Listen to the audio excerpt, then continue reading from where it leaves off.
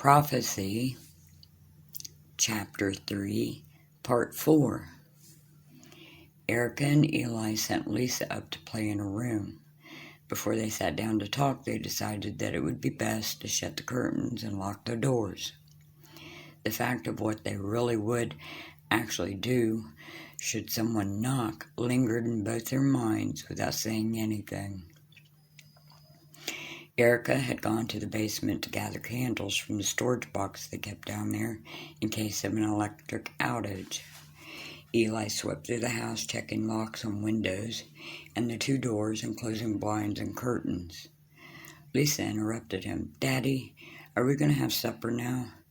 She stood at the bottom of the stairs, twirling her shoulder-length blonde hair. Eli turned from the window he was securing to look at her. "How beautiful she is," he thought to himself. "Yes, sweetie. Hey, would you like to eat supper in your room this time?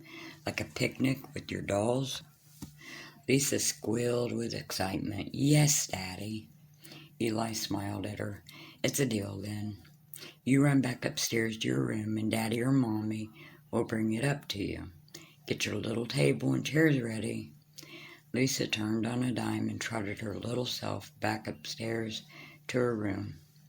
Eli, after securing the windows and doors, went to the kitchen to finish supper. Erica came back up from the basement and set the box of candles down on the countertop. "This is all I could find."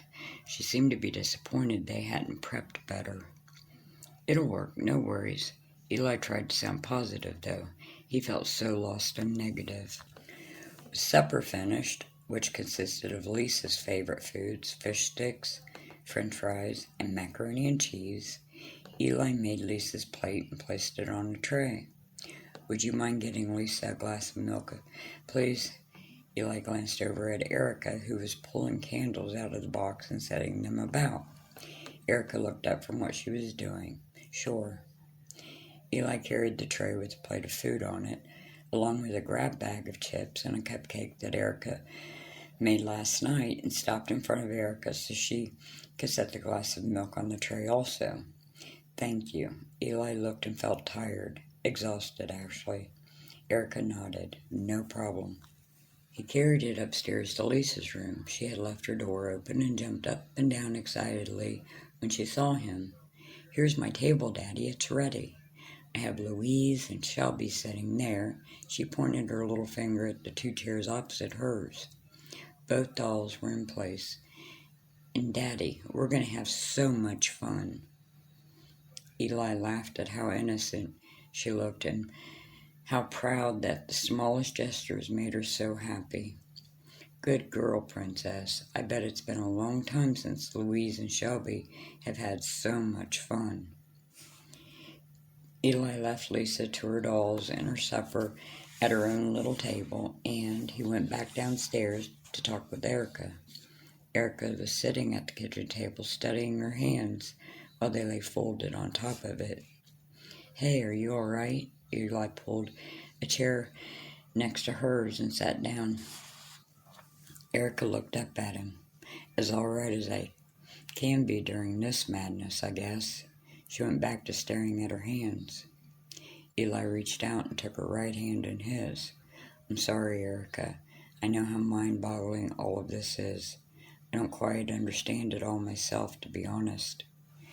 Erica looked at him again, half smiled. "What are we going to do, Eli? How are we going to avoid this god-awful mark? How could they put that thing on our baby?" Eli let out a nervous breath. "Erica, my thoughts are this. Lisa has no idea of what it means. She isn't at fault for it. God wouldn't hold it against her.